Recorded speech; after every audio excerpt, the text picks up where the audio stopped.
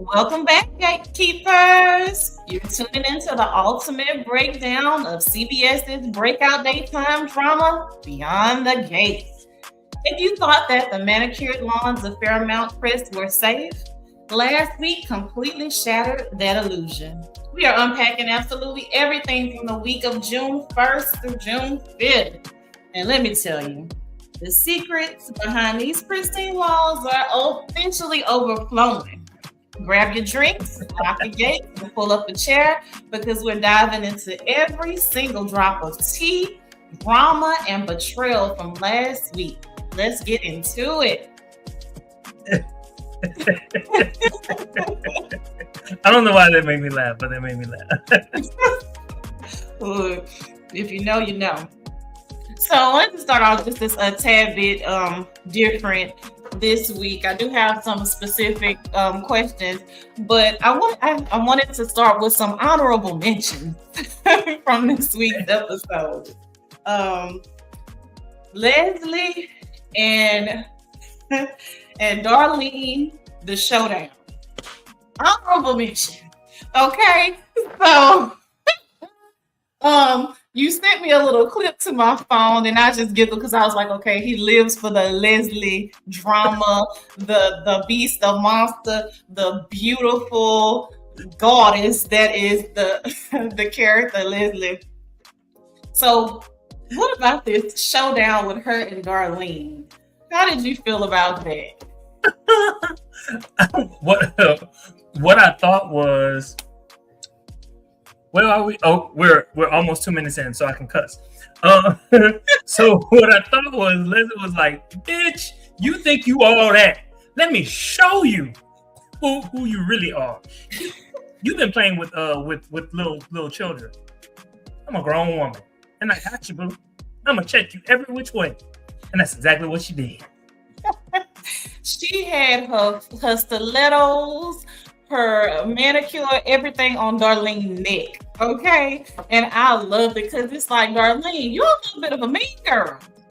You really and truly are. And who better to give it to you than Leslie? Because she's not going to hold back, huh?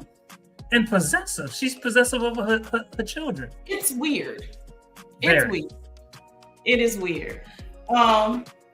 So our next honorable mention, Nicole's pining over Ted still. Make a decision, baby. Just make a decision. Just let it all hang out. You done gone to talking to Mama Nita about it now. Like, my goodness. So, I think honorable mention. Do you think she should just go ahead and just give Ted another? And I'm not talking about a relationship. Like, as far as the pining, just go ahead and get it out your system. Ooh. In general, yeah, she's already having sex with two men. She might as well have sex with Ted. I mean, just go for it. Just go for it. Except she won't do it because he's in a relationship or whatever they calling it with him and with Ted and Shanice. So she ain't gonna do it. But I don't know. Naughty Nikki might. Dr. Richardson might not, or Dr. Dupree now might not. But Naughty Nikki. I think Naughty Nikki will. All right, next honorable mention. Bill Stoops. This is for you. This is not for me. This is for you. Just go for it. Just listen. I was proud. I just honestly think this past week's episodes, his suits were so much better. I'm like, is somebody like low-key watching me talk crap about this man's suits from week to week? Because they were nice. They were good. And I want to have an inflated sense of self enough to think that someone cares what my opinion is about this man's suits. But either way, they get an honorable mention because I think the suits were so much better this past week. Haley, they get into her backstory just a bit, how the hustle, and I came up with Haley's Hamilton hustle for an honorable mention across these episodes, to find that her original mark was going to be Joey Armstrong. And so when I heard that before Randy, before they could even get into what he thought, I was like, oh, he would have killed him. But now Haley will be gone. So what are your thoughts, if any at all, about Joey having been a potential mark for Haley to try to scam him? That would have been so reckless, but at the same time, that would have been so much fun. So much fun. Oh, something to see. Like, my goodness. I did appreciate the background on how she kind of slithered her way in with the specifics this time. As far as like the show doing a time jump backwards. So kind of explain some of those pieces. How she wormed her way into Bill's heart. Yes. And then the piece with them actually invading the home. And actually sleeping around in there. I was like, oh my God, Haley, I didn't know you and Bill were that freaking raunchy. So any thoughts about the time jump backwards? Did you think this was at all helpful to the show, or they could have done without it? I think overall, I think it was helpful. I think it connected some dots. I think what we tend to do is we tend to make stuff up in our heads. And for me, it was kind of like, okay, this was kind of sort of what I was thinking. It all made sense. What I did not know was, of course, the show has within its dialogue, it's made us basically say that Haley and Randy have been working together. But I didn't believe that they were working together until, I don't know, after a year that the show was on. But they put that in there, and in my mind, I'm thinking they put that in there for a reason, and I'm trying to figure out like how it's going to later connect. I mean, I know how it connects, but the why behind it is important for me in the way that my mind works. I'm interested to see where else it's gonna go. Again, I was shocked that she even conjured up in her little mind to try to scam Joey Armstrong, but Randy killed that very quickly. I do want to say I love the fact that Randy stood 10 toes down and he was just like, no, you're not doing that. I got another mark for you. You're gonna get us both killed. And what it showed in that particular moment was Randy is not a simp. Like right now, she's playing him for a simp, but he is not a simp. No, not by far. I'm grown to like Randy more and more. All right. Last honorable mention: Naomi calling Ashley out on her bullshit as it pertains to Grace.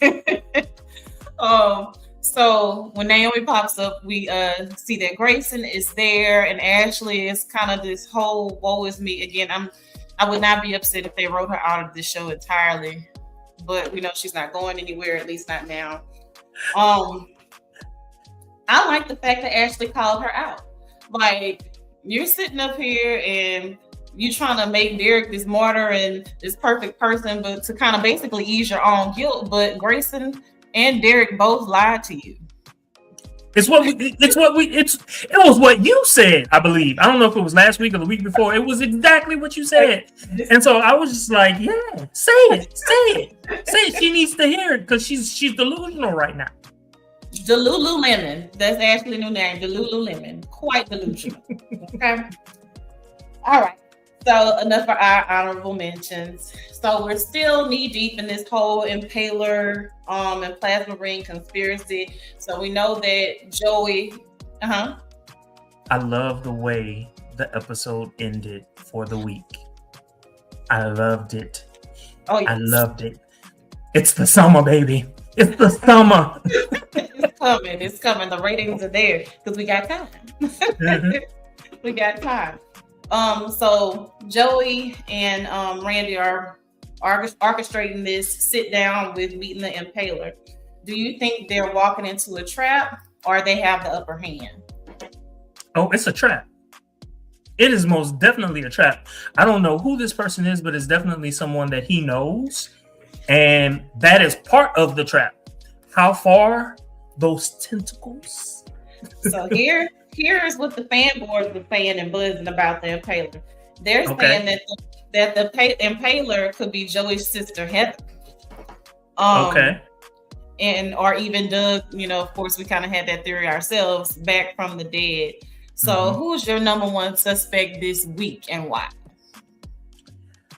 At this point, I'm gonna wait until tomorrow, because typically what I do is I wait until Saturday or Sunday to watch this show. But tomorrow, I gotta tune in because I need to know who the Impaler is. Okay. I'm hoping that they don't string us along for another week. Oh, they might string us along until Tuesday. But that's smart on their part. It's smart. We need the ratings. All right. I didn't think about Joey's sister, so I'm like, okay. I still think, and I'm secretly hoping that it's good. Secretly hoping that it's good. A great way to bring him into the show and give him a storyline. Yes. So we see Jacob is still struggling. They're parading him around as a hero. He's not feeling very heroic at all. Do you think that the guilt ultimately is going to break him? Ultimately, no. Short term, yeah. I don't know what that's going to look like, but short term, yes, most definitely it will. I don't think that he's going to catch his head until maybe during the trial, if there is a trial. I'm assuming, I don't know why I keep saying there's a trial, but I've been seeing other people say they need a trial, and I was like, yes, they need a trial. Your courtroom drama. I don't think Jacob will come out of it eventually. What he will be like once he does, I don't really know. His acting has been consistently better though. And this is what I was going to say. I don't know if it was Thursday or Friday's episode, but he was in bed with Naomi and his voice sounded different. I don't know what it was about his voice, but his voice sounded different. So much so that I turned around and I was like, first, yes for the chest. So I'm digging the voice. It made me pay attention. His voice made me pay attention. So whatever it is he's doing, he needs to keep on doing it. He does. He's dug deep for this, and so I do appreciate that. So shout out to him for that. I am not wanting to hurl secretly every single time he comes on the screen like Trashley. So we've kind of talked about this in the past. We see that Grayson is still kind of begging for Ashley's forgiveness, and she's absolutely getting on my nerves. I'm really quite over her. But everything that transpired with their death, should Ashley shut him out for good, or is there a path to redemption for him? Redemption. Yeah. Redemption. I'm erring on the side of redemption too. Like, Ashley, you are no saint. Like, let it go. Even if you're not with him, whatever it is that you're trying to hold over his head. And I'm glad that Naomi was a friend and actually kind of said it. No one made Derek choose to do that. Derek made a choice. He's an adult. Yes, no doubt.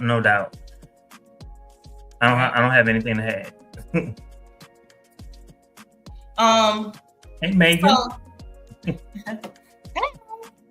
So Bill Hamilton, we know that he's been kind of going on. We love you too. Going on these kind of, I guess, daydreams, or so to speak. Kind of thinking about some of his past romantic blunders and whatnot. So do you feel it? Do you think he's finally realizing just how badly he messed up with the women in his life, or is this just kind of his own self-pity? Self-pity, 100%. Self-pity. I mean, and if you really think about it, he does this, I don't know, once every month or two. He does it all the time, and so at this point it's like, get over yourself and just move on. You know what I'm saying? Like, these are decisions that you've made, and I don't even know if you can go back on it. I mean, yeah, Danny can kind of string him along in the way that she's kind of sort of stringing him along, but at this particular point, I think Danny has made up her mind about who she wants to be with and why.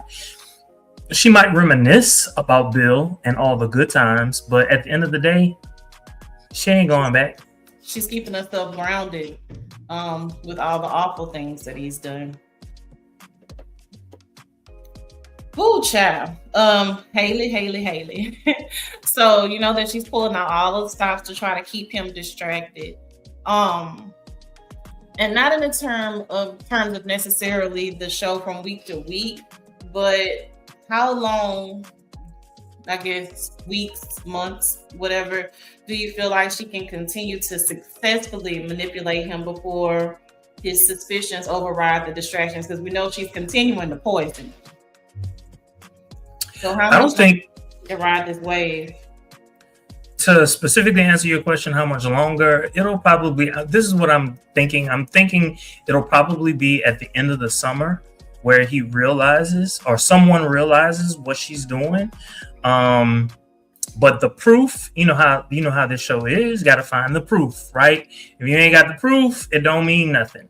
And so the proof might come a little later, but it'll definitely be by the end of the summer. I just find it absolutely delicious how they can just talk so openly or speak so openly about the schemes that they've done, and nobody in Uptown is paying attention. And which I get it. You know, nobody is just ear hustling 24/7. But the fact that you are just being openly seen with Randy and y'all are having these conversations just so candidly, just so carefree, like that just always kind of stumps me. Like, really? Or when I told you how I just love how Haley makes the little faces as soon as one of the daughters or anybody kind of pass by after she, is fake nice, and just blatantly rolls the eyes. So I don't know. But something about that is just hilarious to me. So let's get into this crossover. This crossover with Victor Newman. So we know that Vernon successfully locked in the support of his friend Victor Newman from the Young and the Restless for the upcoming fundraiser. Now I know you've probably seen or it was kind of impending that the crossover was happening, like on the blogs and the internet before it actually dropped on the episode. Whenever you got wind of them doing a crossover, what were your initial thoughts? I did not know on the blogs, the internet, or anything like that there was a crossover coming. It was just the way that they kept dropping names. First they started with Forrester, and then they kind of mentioned a couple. I think it was his name. I think they mentioned Victor Newman's name at some point. And then, when I saw him, first it was just like, oh shoot, it's happening already. And because, I was thinking it was going to be a minute, but dang, it just kind of happened. It reminded me of my childhood of watching The Young and the Restless at my grandma's house. So when I saw Victor Newman, in which he can still get it in 2026, him and Sean Connery, I don't know, it's just, and Phil Jackson. Rest in peace.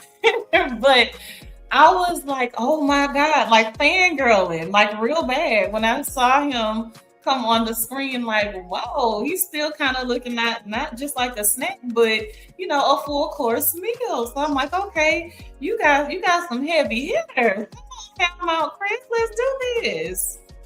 But at any rate, with that being said, with a heavy hitter like Victor Newman coming into play in the Abbotts and whatnot, how do you think the power dynamics will shift, if at all, once Victor Newman and the Abbotts officially arrive in Fairmount Crest?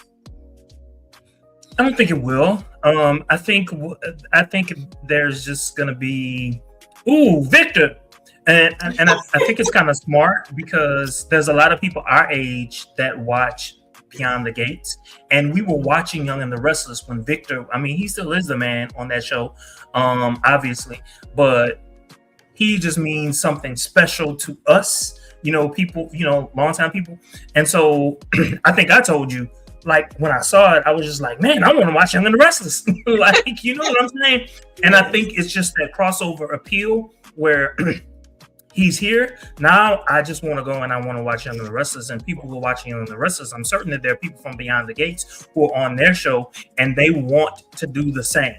And so I think that's all it is. I'm not expecting there to be fireworks. However, if there were fireworks, Victor Newman style, oh, I would love it. I would really love to see him and Joey go at it. Oh, listen, in more ways than one. But I know. No. We'll talk about it later. So I don't think it'll shift the power dynamics either in Paramount Chris, but I love the fact that we have this predominantly Black soap opera cast, and then we're doing a crossover with one of the major players in the game in daytime soap opera history, a pioneer coming to this Neo show. I just love it. I think it's a great move just for views in general. I just love it. So I'm excited that they decided to go this route. So before we get to, well, at the end of the episode, we get a little teaser about who the Impaler is, but they do a teaser after the last episode has aired for this week, that there's some type of tornado or some type of natural disaster that happens at Paramount Crest during the crossover event. So which characters do you think are in the most danger? So that's the first part of the question. Which characters do you think will be the most in danger? And the other part is, will the storm serve as a narrative to kind of like reset some of the show's messier storylines with crossing over and doing all of those pieces? That's exactly what I was thinking. I mean, there's nothing like that to either bring some people together or cause new friction. Yes. And so that is what I am anticipating from the show. But I think you asked me who, right? Like I think you were asking me like who's gonna die or something like that, or who might. Even if it's not a fatality, like who's in the most danger? I think someone who is not necessary for the storyline to progress. And at this particular point in time, I'm thinking that thinking or hoping. I'm sorry, I didn't hear you. Thinking or hoping? Not hoping, but thinking. I'm hoping. I don't know. You know, we kind of see this blood, and you know that we're at Martin's benefit. So I'm wondering if some danger, not that they'll take him out, because I will be very upset. If Smitty, you know, because Smitty's focus is kind of elsewhere. He's very wrapped up in this plasma ring and all of these things with kind of wanting to bring the players down as much as Jacob does. Well, maybe not as much, but I'm wondering if Smitty will be in a lot of danger, as well as Grayson, simply because of how much Grayson knows. They've seen his face, they know who he is, yada yada yada. So I'm thinking they may be in a bit of trouble, or in the most danger as far as how I see it. I am interested to see how they're going to play out with this storm, and especially in the middle of Martin's fundraiser, with all those pieces going on. So I'm interested to see how that'll play out and how they kind of, like you say, hit the reset button, if you will, for some of the mess, like maybe with Madison and this this malpractice suit or whatever it is that they have going on with her. Yeah, and just hopefully Ashley will get her life together. Don't know what they're gonna do with this Shanice and Ted business. I'm honestly getting a little bit bored with that as well, if I'm being honest. Agreed. Anita and Vernon. I'm not gonna lie. I do pleasantly like watching their little playful banter with each other, but I could do with less of that too. Um, if I'm being honest. I know.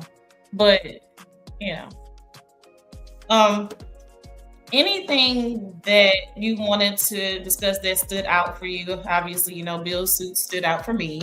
Um, was like a major thing across these episodes for me. But anything you would like to see, or any additional questions that kind of are on your frontal lobe, if you will, at the moment about these episodes or the direction of the show in general? So this was something that I noticed. I noticed that they were very quick to basically point out the fact that Victor Newman and God dog, yeah, I can't think of his name. And who? Vernon? No, not Vernon. Jack from Young and the Restless. Oh, Abbott. They are at odds with each other. And so since both of them are going to be there, what I'm assuming is that sparks will fly, and maybe, just maybe, one of them might be around for a while. Curiouser. And I'm just, I haven't been watching Young and the Restless, so I don't know which one they could stand to, like, not lose, but kind of go on to Beyond the Gates for, I don't know, a month, and then go back to Young and the Restless. I kind of think that Jack is the one, and maybe they're playing around with having characters move from one show to the next. That would be really fresh. I would like to see that. Like you said, even if it's just for a month. I like the fact that it highlights even further Vernon Dupree's reach. And speaks to his notoriety, to even have pull with someone like Victor Newman endorsing him, so much so to where Martin is being stamped by him and all of these things. So I love, I can't say it enough, how they're playing around with those pieces. Anything else that comes to mind that you would like to make mention of? No. I agree with your assessment of the Shanice and Ted. Will they? Won't they? How far will they get along? All of that. Like, I get it. I like, at this point, I'm like, I'm tired. I'm done. Come on, let's go. You know what I'm saying? But yeah, that's pretty much where I am. We didn't see Kyle or Carlton. Again, like you said, you're kind of getting bored with that piece as well. Didn't see either of them. We didn't get a ton of Leslie, but the pieces that we did get did get an honorable mention. So I appreciated that. But we're gonna see what tomorrow brings, and I'm really hoping for an exciting week ahead for going beyond these gates. And I am beyond restless. Love the crossover. Cannot wait to get more of that. Well, all right, gatekeepers. We will see you next time. Do not forget to like, comment, and subscribe. We've got questions, and we know you have answers, so make love to our senses in the comments. Drop them down below.